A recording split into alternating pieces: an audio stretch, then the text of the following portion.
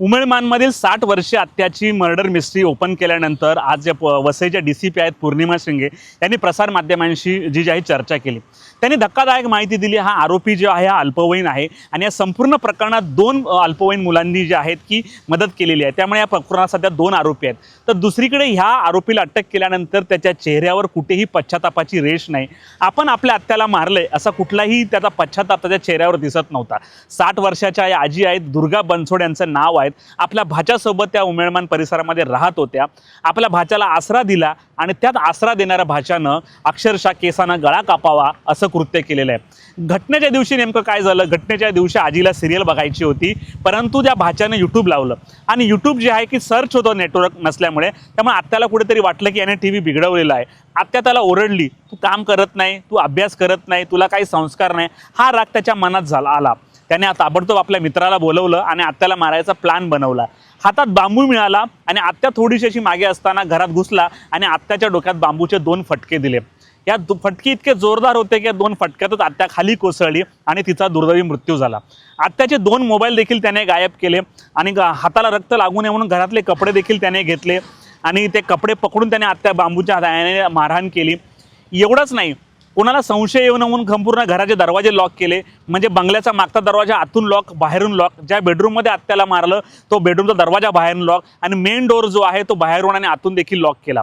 एवढंच नाही तर ही गोष्ट कोणाला कळू नये आणि आपल्यावर संशय येऊ नये म्हणून कोणाला सांगितले नाही। एक दिवस गप्प राहिला, परंतु ही घटना समोर आली कारण आत्या दिवसभर फोन उचलत नव्हती। तिच्या मुलीला काळजी होती म्हणून तिने फोन केला आणि आपल्या भावाला तिकडे पाठवलं। भावाला पाठवल्यानंतर या संपूर्ण प्रकार समोर आला। पोलिसांना बाथरूमची खिडकी तपासून फोडून आतमध्ये जावं लागलं। त्यामुळे ह्या संपूर्ण घटनेबद्दल पोलिसांनी नेमके काय माहिती दिली आपण ऐकूया।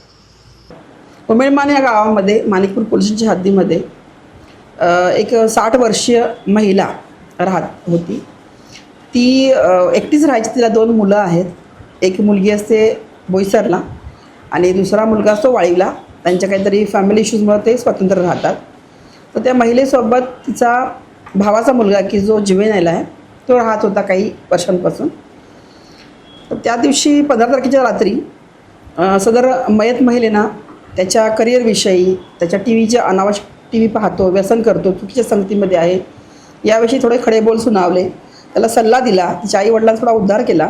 त्याचा त्या मुलग्यास प्रचंड राग आला। ती बोलत असताना त्यानं तिथला बांबू उचलला आणि 2-3 तडाखे तिच्या डोक्यात हाणले की ज्या तडाखे इतके सिव्हिअर आणि स्ट्रॉंग होते की ती महिला तात्काळ तिथं मयत झाली। स्कल फ्रॅक्चर ब्रेन देखील बाहेर आला होता।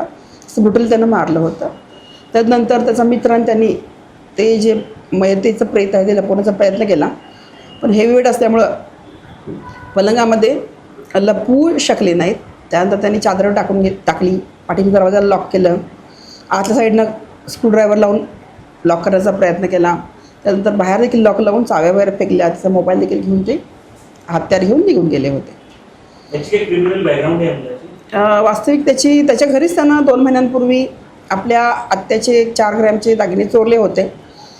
त्यांच्या तक्रारीनुसार आम्ही गुन्हा दाखल करण्याचा सुरुवात केली असता तो मुलगा स्वतःचा नातेवाईकच आहे आणि तो बरोबर राहतो या भावनेपोटी तिनं आम्हाला नकार दिला आणि प्रचंड विरोध केला होता। तदनंतर देखील आम्ही प्रयत्न केला की दाखल करावं, पण तिने दोघांनी आपापसात मिटवून घेतलं होतं। त्यामुळे गुन्हा काही दाखल झाला नव्हता। पण त्याच्या अशा प्रकारचे वर्तन आहे, तो नशा देखील करतो, संगत देखील त्याची बरीच चुकीची आहे। त्यांनी ते काही कपडे पण त्यांनी फेकले होते, बांबू, मोबाईल पण काय त्याच्यामध्ये त्यांना सर्व आपलं पुरावे नष्ट करण्याचा आटोकाट प्रयत्न केला होता। हत्यार पोलिसांना मिळून त्यांना दूर एका मैदानात फेकलं होतं। मोबाईल नेऊन त्याचं लोकेशन किंवा त्यात काही हिस्ट्री वगैरे असेल तर ती सापडू नये म्हणून ते मोबाईल देखील तोडले होते। आपले कपडे देखील त्यांना लपवून ठेवले होते। चाव्या देखील ज्या घराच्या आहेत घरीच असतात त्या देखील त्यांना एका गटरमध्ये टाकल्या होत्या। अशा प्रकारे त्या दोघांनी मिळून त्या गुन्ह्याच्या अनुषंगाने सर्व पुरावे नष्ट करण्याचा प्रयत्न केला होता। किती आरोपी आपण दोघंही मुलं जुवेनाईल आहेत। तर जुवेनाईलच्या प्रोसेसनुसार आम्ही पुढची प्रक्रिया करत आहोत। त्यांच्या वयाचे प्रूफ्स आम्ही घेत आहोत जेणेकरून वय फायनल होऊन जाईल। त्यानंतर बाकीची त्या अनुषंगानं जी प्रोसेस असेल जुवेनाईल साठी ती आम्ही करत आहोत। तेव्हा मर्डर झाला तेव्हा तो आरोपी कुठे होता? मर्डर झाला तेव्हा आरोपी स्पॉटवरच होता। त्यानंतर 15 तारखेच्या 9:30ची गोष्ट ही, त्यानंतर लॉक लावून तो निघून गेला। 16 तारखेपर्यंत संध्याकाळपर्यंत कुणाला काहीच माहीत नव्हतं। 24, 25, 26 तास झाले होते शेजाऱ्यांशी देखील त्या महिलेचं विशेष पटत नसल्यामुळं कोणी लक्ष दिलं नव्हतं. तिची मुलगी जी बोईसरला असते ती रोज 9:30ला सकाळी फोन करते, 9:30ला.